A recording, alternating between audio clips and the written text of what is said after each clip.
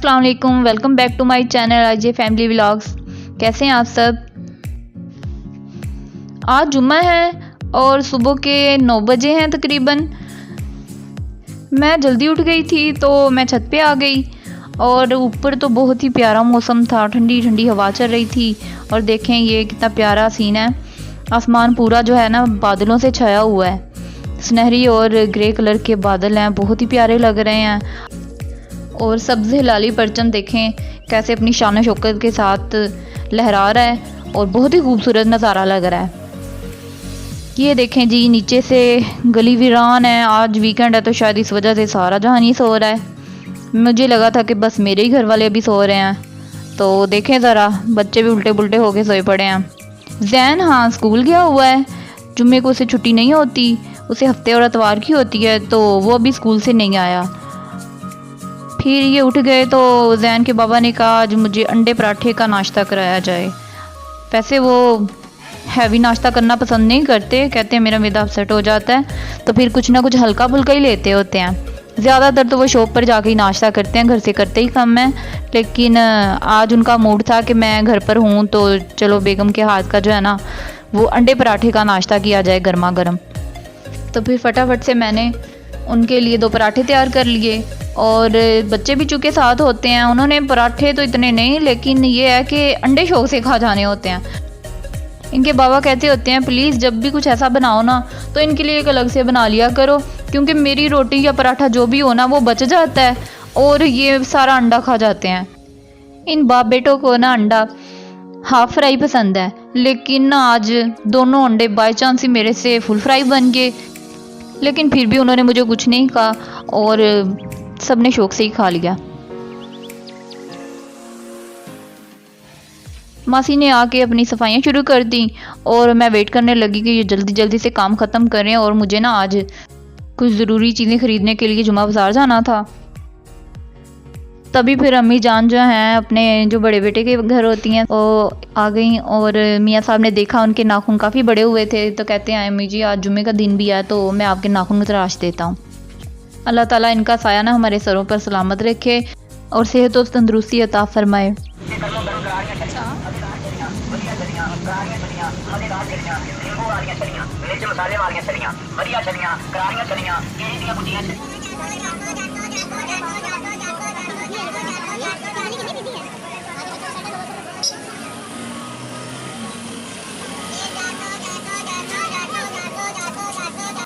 लें जी, हम जुमा बाज़ार पहुंच चुके हैं और ये देखें ज़रा हम झाल बाज़ार आए हैं और ये पता नहीं 7 या 8 नंबर गली है कोई।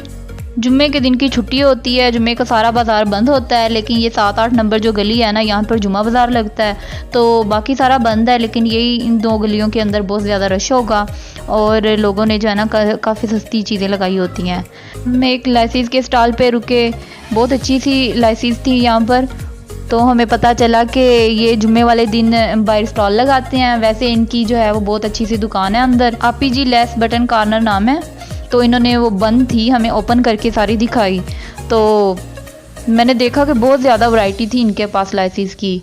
अगर आप कभी इस बाज़ार में जाएँ ना और आपको लाइसीज़ की ज़रूरत हो, मतलब लाइसीज़ के अलावा टसल वगैरह काफ़ी ज़्यादा चीज़ें थी इनके पास, तो आपने भी जाना है तो विज़िट करना है ज़रूर यहाँ पे। और इनके पास ना हर किस्म की चीज़ है, ज़रूर आपको अपनी पसंद की चीज़ मिलेगी। फिर मुझे कुछ हिजाब लेने थे तो मैं हिजाब के कॉर्नर पे आ गई और वहाँ पर काफ़ी अच्छे से थे, तो मुझे 3-4 से पसंद आए और मैंने वो सिलेक्ट कर लिए। और ये हैं जी, वो काफ़ी मुनासिब कीमत पे दे रहा था भाई, तो मैंने फिर 3-4 ले लिए। अब बाज़ार से बाहर निकले हैं तो सामने ही एक चना चाट वाले भाई खड़े थे, तो मैंने मियाँ साहब से कहा कि मेरा दिल कर रहा है खाने को, तो उन्होंने ले दी और ना बहुत मज़े की लगी। वैसे ना बाज़ार में आए जब भी तो कुछ ना कुछ तो खाने को दिल करता ही है ना, जैसे चाट हो गई, दही बल्ले, समोसे या फिर कुछ भी ऐसा। फिर हम झाल बाज़ार से निकले हैं सलीमी चौक से होते हुए, तो आगे हम डी ग्राउंड की तरफ जा रहे थे। तो बीच में जो रोड आता है ना इन दोनों जगहों को मिलाने वाला, वहाँ पर सारे जी ब्रांड्स ही बैठे हुए हैं कपड़ों के, ख़ास तौर पे जूतों और कपड़ों के, और मोस्टली कपड़े ही हैं हर तरह के। ये देखें आपको नज़र आ रहे होंगे, ये बहुत ज़्यादा है। तो कभी आपने इधर आना हो तो इस रोड पे ज़रूर आएँ।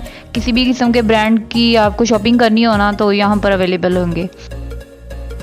अब मुझे ना फल और सब्जियां भी लेने थे, तो मियाँ साहब से कह के पहले मैंने एप्पल ले लिए और फिर मैं एक सब्ज़ी की दुकान पर गई हूँ और स्टॉल पे।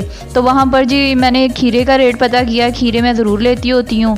तो ये खीरे भाई साहब ने मुझे पहले बताया कि 50 रुपीज़ के हैं पर केजी।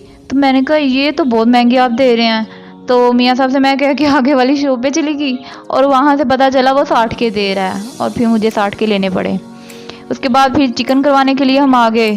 तो चिकन जो है ना मैं फ़्रोज़न नहीं लेती होती हूँ, मैं ना ताज़ा और फ्रेश ही कराती होती हूँ। तो मुझे तसल्ली रहती है कि ये ख़राब नहीं होगा। कम से कम मेरे साथ कई बार बैड एक्सपीरियंस हो चुका हुआ है ना कि मैं फ़्रोज़न मंगवाती थी, जब वो रिलीज़ होता था तो उसमें स्मेल भी आने लग जाती थी, तो फिर सारे का सारा गिराना पड़ता था। और फिर हम घर आ गए हैं। बच्चों को हमने नानों के घर छोड़ा हुआ था, तो हमने भी सोचा कि पहले जो सामान है ना पहले इसे घर छोड़ देते हैं और उसके बाद जाके बच्चों को भी पिक कर लेंगे। तो फिर हमने सामान घर छोड़ा और इसके बाद दोबारा से नानों के घर गए और ये कुछ सामान है जो हम ज़रूरी सा लेकर आए हैं।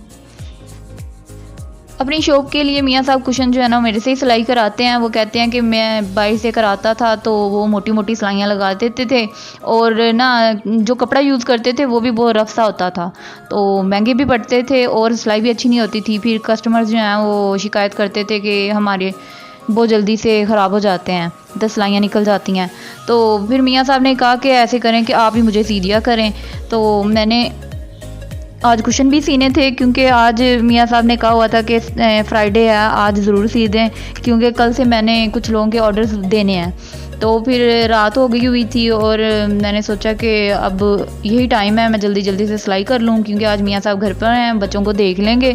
नहीं तो फिर मैं बच्चे देखती हूँ तो सिलाई के काम मेरे बीच में ही रह जाते हैं, क्योंकि अभी मैंने 2-3 सिलाइयाँ लगाई होती हैं, अमर रो पड़ता है, फिर कहीं बाहर से बेल हो गई, फिर ऐसे ही दूध वाला आ गया, तो भाग दौड़ में मेरे काम रह जाते हैं। तो सिलाई का काम ख़त्म होते ही मैं छत के ऊपर आ गई और थकी हुई थी, तो मैंने कहा थोड़ी देर के लिए बस चहलकदमी कर लेती हूँ।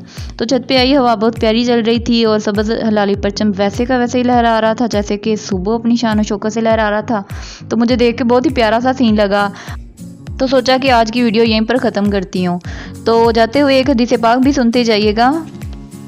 हदीस पाक है, इज़ा अकल अहदुकुम फलियाकुल बियमीनिही, जब तुम में से कोई खाना खाए तो दाएं हाथ से खाए। अपना ख्याल रखिएगा, फिर मिलेंगे। अल्लाह हाफिज़।